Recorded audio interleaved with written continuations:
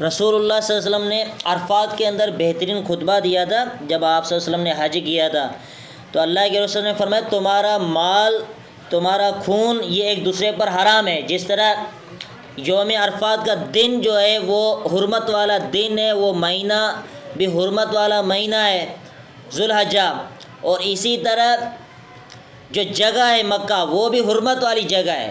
تو یہ جس طرح ایک دوسرے کے لیے پاکیزہ اور حرمت والی، اس طرح تمہارا مال اور تمہاری جانیں، تمہارا خون بھی، یہ بھی کیا ہے، یہ بھی ایک دوسرے کے اوپر تمہارے لیے حرام ہے۔ ایک دوسرے کا مال نہیں کھانا، ایک دوسرے کا خون نہیں بہانا۔ تو یہ قیمتی اللہ کے رسول صلی اللہ علیہ وسلم نے نصیحت کی تھی۔ اسی طرح جہلیت کی جتنی بھی باتیں تھیں وہ اللہ کے رسول نے فرمایا کہ میں نے اپنے پاؤں کے نیچے رون ڈالی ہیں۔ جس طرح نوحہ کرنا، آج کل ہمارے اندر نوحہ بہت زیادہ، کوئی مر جاتا ہے تو جزا فضا کیا جاتا ہے میت کے اوپر، یہ جاہلی رسم جو ہمارے اندر بھی موجود ہے۔ ستاروں سے بارشوں کو طلب کرنا، یہ جاہلی رسمیں تھیں۔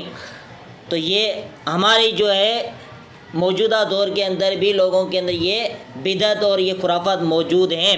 بہت سی بدعت خرافات موجود ہیں کہ بھئی لوگ مر جاتے ہیں، وہ پھر آتے ہیں ہمارے گھروں کے اندر، وہ بھی دیکھتے ہیں کہ ہمارے گھر والے کیا کرتے ہیں، ہماری روحیں آتی ہیں جو مر جاتے ہیں۔ تو یہ سارے بدعت اور خرافات ہیں۔ اللہ کے رسول نے فرمایا کہ میں نے سارے کے سارے بدعت خرافات اپنے پاؤں کے نیچے رون ڈالی ہیں۔ اسی طرح رسول اللہ صلی اللہ علیہ وسلم نے فرمایا کہ وہاں میں کچھ سود کا ذکر کیا کہ سود بھی میں نے ختم کر دیا ہے۔ اب سود کی حرمت کتنی خطرناک ہے۔ ایک تو قرآن مجید کے اندر اللہ رب نے فرمایا کہ سود کھانے والا وہ اللہ رسول سے جنگ کرنے والا ہے۔ اگر تم سود کھاتے ہو پھر تمہارے لیے اعلان ہے، اللہ رسول سے جنگ کرنے کے لیے تیار ہو جاؤ۔ تو یہ اللہ رسول سے جنگ ہے، جہاد ہے۔ پاکستان ترقی کیوں نہیں کرتا آج؟ سب سے بڑی وجہ یہ کہ پاکستان جو ہے سودی نظام کے مطابق چل رہا ہے۔ تو اس وجہ سے پاکستان کبھی بھی ترقی نہیں کر سکتا، کیونکہ یہ اللہ رسول کی جنگ کے اندر ہے پاکستان۔ جب تک سودی نظام چھوڑے گا نہیں تب تک پاکستان ترقی نہیں کرے گا۔ اور اللہ کے رسول نے فرمایا کہ سود کا ایک درم کھانا، سود کا ایک درم کھانا یعنی اپنی ماں سے نکاح کرنے کے برابر ہے۔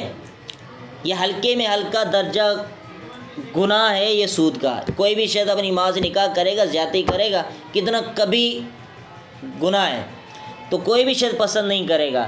ہلکے میں ہلکا گناہ جو ہے سود کا یہ ہے کہ اپنی ماں سے نکاح کرنا۔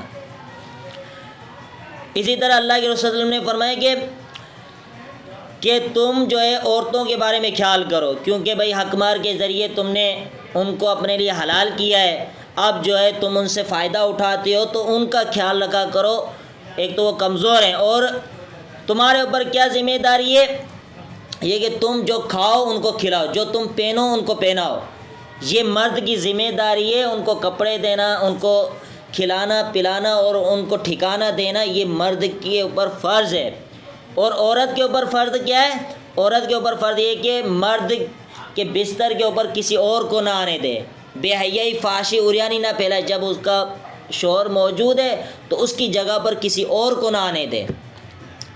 اگر اللہ کے رسول صلی اللہ علیہ وسلم نے فرمایا کہ اگر وہ ایسا کام کریں فَضْرِبُوهُنَّ ضَرْبًا، تو تم اس کو مارو، لیکن ایسا مارو کہ جو شدید مارنا نہ ہو، ہلکی پھلکی ان کو مار لگاؤ۔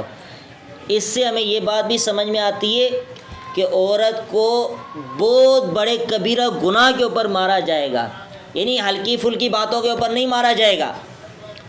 جو ہمارے ہاں رائج ہے، چھوٹی سی باتوں کے اوپر لڑائیاں جھگڑے اور مار پیٹ شروع ہو جاتی ہے، عورتوں کے اوپر ظلم کیے جاتے ہیں، تو یہ کبیرہ گناہوں کے اندر شامل ہو جائے گا۔ اگر عورت بہت بڑا کبیرہ گناہ جو کر لے، مرد یہ بات برداشت نہیں کرتا کہ اپنی جگہ پہ کوئی یعنی اس کی بیوی جو ہے وہ کسی اور کے ساتھ یعنی بات کرے، اس سے جو ہے نا اپنا تعلق قائم کرے، یہ بات مرد سے برداشت نہیں ہوتی، تو اللہ رب العالمین نے فرمایا ٹھیک بھائی اس بات کے اوپر تم جو ہے اس کی تھوڑی سی پٹائی کر لو، کوئی حرج نہیں۔ لیکن تھوڑی تھوڑی باتوں کے اندر جو ہے وہ آپ کو برداشت کرنی پڑے گی، ٹھیک ہے، ہمیں یہ کیا ہے برداشت کرنی پڑے گی ان کی باتیں، کیونکہ وہ ٹیڑھی پسلی سے اللہ اس نے فرمایا پیدا کی گئی ہے، اس کو سیدھا کرنے کی کوشش کرو گے تو توڑ بیٹھو گے۔ توڑنا کیا؟ طلاق ہے، جدائی ہو جائے گی۔ آج طلاق اسی وجہ سے ہوتی ہیں، وہ کہتے ہیں ہماری بات چلے، بھائی ایسے نہیں ہوتا۔ کچھ باتیں آپ کی مانی جائیں گی، کچھ باتیں نہیں مانی جائیں گی، کچھ باتیں آپ کی بیوی کی مانی جائیں گی۔ وہ ٹیڑھی پسلی سے پیدا کی، اس کو سیدھا کرو گے کھو بیٹھو گے، تو اسی طرح اس کو زندگی گزارو اس کے ساتھ۔ تو یہ اللہ کے رسول نے ہمیں بہترین نصیحت کی تھی۔ اور اسی طرح اللہ کے رسول نے عرفات کے خطبے کے اندر یہ بھی کہا تھا کہ بھائی تمہارے درمیان میں قرآن مجید کو چھوڑ کے جا رہا ہوں، اگر تم اس کو مضبوط سا پکڑو گے کبھی بھی گمراہ نہیں ہوگے، لن تضلوا بعدہ ان احتسبتم، اگر تم مضبوطی کے ساتھ کتاب اللہ کو تھامتے رہو گے کبھی بھی گمراہ نہیں ہوگے۔ تو آج ہماری سب سے بڑی گمراہی کی وجہ یہی ہے کہ ہم نے قرآن حدیث کو چھوڑ دیا، بابوں، اماموں اور پیری مریدی درگاہوں کی طرف جھک گئے، ان کی باتوں کو ہم نے وہ ویلیو دے دی ہے جو قرآن اور حدیث کو ویلیو دینی چاہیے۔ بھئی ہمارے پیر نے، ہمارے مرید نے، ہمارے امام نے جو بات کہہ دی وہ لوہے کے اوپر لکیر ہے۔ بھئی اللہ رسول کی باتوں کو جب ان کو بتائی جاتی ہے اللہ رسول کی بات یہ ہے، وہ اللہ رسول کی بات کو کوئی اہمیت ہی نہیں دیتے۔ تو اس وجہ سے امت مسلمہ یہ گمراہ ہو رہی ہے، یہ بڑی وجہ ہے امت مسلمہ کی۔